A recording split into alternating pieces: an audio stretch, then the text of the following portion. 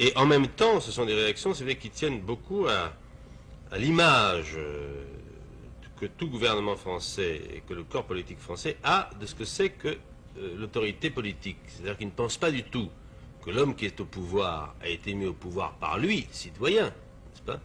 Qu'il est en somme son délégué, qu'il est son homme d'affaires, n'est-ce pas? Il pense toujours que l'autorité politique est plus ou moins moulée sur l'autorité militaire ou sur l'autorité universitaire qu'elle est conçue en France, c'est finalement napoléonienne, qu'elle est toujours plus ou moins sacrée, n'est-ce pas?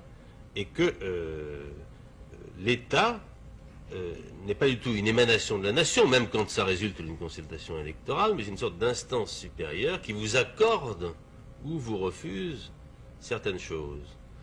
De sorte que, si vous voulez, la tradition de rouspétance du citoyen français à l'égard de l'État est une compensation. Vous voyez, c'est un chahut d'élèves dans un fond de classe. C'est pas réellement la conscience du citoyen qui dit mais tu es là parce que je t'y ai mis, n'est-ce pas, qui t'a fait roi.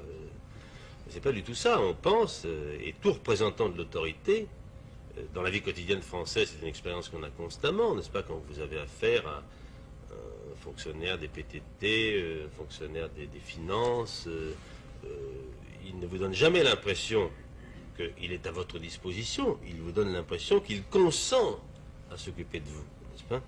C'est-à-dire qu'il il détient une modeste parcelle de ce manat suprême, n'est-ce pas, qu'est l'autorité de l'État, et que, accessoirement, si vous êtes gentil, et si vous ne criez pas trop fort, il va bien vouloir vous vendre un timbre-poste.